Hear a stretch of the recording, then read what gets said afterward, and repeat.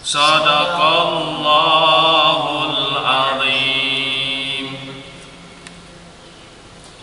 Assalamualaikum warahmatullahi wabarakatuh. Waalaikumsalam. Tiap agama memiliki kitab sucinya masing-masing. Umat Nabi Daud memiliki kitab suci Zabur. Umat Yahudi memiliki kitab Taurat. Umat Nasrani memiliki kitab Injil. Umat Buddha memiliki kitab Tripitaka. Umat Hindu memiliki kitab Weda. Umat Konghucu memiliki kitab suci Tao Te Ching. Umat Majusi atau Zoroaster memiliki kitab Zen Avesta. Sedangkan umat kebatinan, umat yang aliran Eling memiliki kitab suci Serat Zentani, Hidayah Jati, Darmo Gandul. Kita umat Islam memiliki kitab suci Al-Quran. Kenapa Al-Quran dikatakan mukjizat terbesar Nabi Muhammad SAW? Al-Quran adalah pedoman hidup manusia. Di dalamnya terdapat aturan-aturan dari mulai perintah, larangan, peringatan, sejarah, semua lengkap ada dalam Al-Quran. Menurut sejarah, Rasulullah itu ummi, buta huruf. Kenapa bisa menerima Quran yang selengkap itu? Ini adalah salah satu hikmahnya, bahwa Al-Quran selengkap ini diturunkan kepada Nabi yang ummi, yang buta huruf, agar manusia berpikir bahwa Al-Quran bukan ciptaan manusia, bukan ciptaan Nabi Muhammad, tetapi Al-Quran adalah ciptaan Allah yang diwahyukan kepada Nabi Muhammad. Coba bayangkan, kalau Al-Quran ini diturunkan kepada manusia dengan gelar profesor, doktor, orang akan ngomong, oh pantas yang bikin Quran orang pinter, gelarnya doktor, gelarnya profesor. Bahkan untuk membuktikan bahwa Al-Quran ini adalah firman Allah yang datangnya dari Allah, maka Allah sendiri yang menantang. Tidak ada seorang pun yang sanggup membuat satu ayat pun sama dengan Al-Quran. Allah mengutus para rasul kepada umatnya agar mukjizat disesuaikan dengan umatnya yang dihadapi. Dulu Nabi Musa berhadapan dengan seorang Fir'aun yang zalim, raja yang bangga dengan ilmu sihirnya. Maka Allah Subhanahu wa taala memberikan mukjizat kepada Nabi Musa alaihi salam berupa tongkat bisa menjadi ular, tongkat bisa membelah lautan. Itu semua untuk mengalahkan ilmunya para tukang sihir yang dimiliki Fir'aun. Kemudian Nabi Isa alaihi salam diutus berhadapan dengan umatnya yang membanggakan ilmu ketabibannya.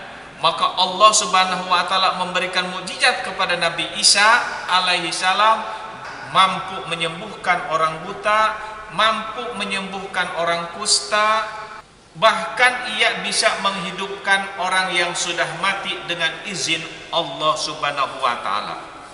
Quraisy bangga dengan syair, kesusastraan, sehingga setiap tahun dilombakan di pasar Ukas. Suatu suku akan bangga jika sukunya punya penyair terbaik. Maka Allah memberikan mukjizat kepada Nabi Muhammad berupa Al-Quran dengan syair yang luar biasa mengalahkan penyair-penyair bangsa Arab. Al-Quran isinya sesuai dengan fitrah manusia.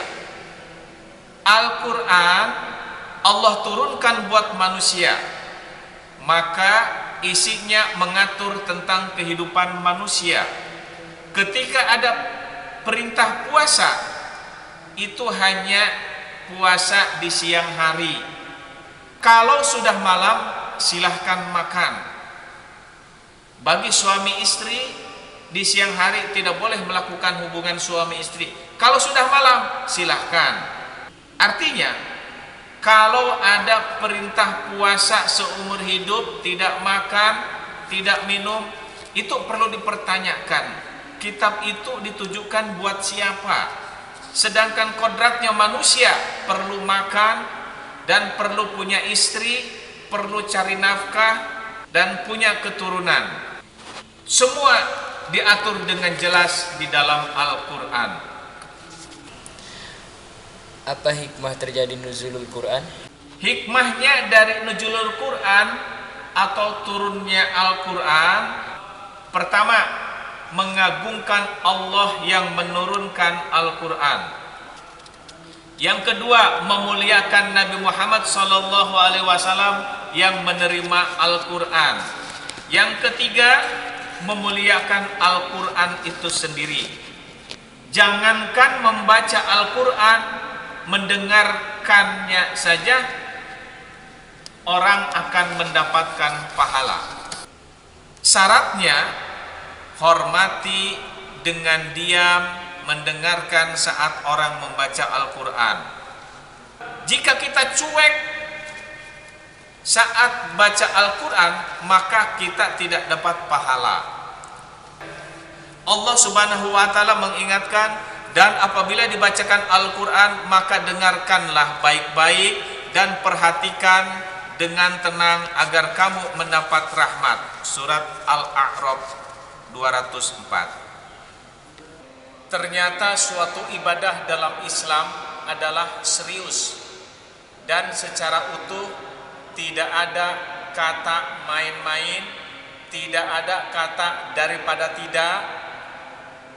Isi Al-Quran tidak bertentangan satu ayat dengan ayat lainnya, dan tidak bertentangan dengan kehidupan yang nyata manusia, karena Al-Quran diperuntukkan buat kita manusia yang membuat Al-Quran tahu kebutuhan kita.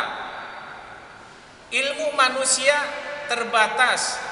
Kalau mengupas isi Al-Quran kemudian buntu, tidak ada jawaban, jangan disalahin Al-Qurannya, disalahin kitanya tidak mampu membedah, mengupas Al-Quran. Semoga Allah Subhanahu wa Ta'ala memberikan kekuatan iman Islam kepada kita, sehingga kita ketemu dengan puasa tahun ini. Terima kasih. Assalamualaikum warahmatullahi wabarakatuh.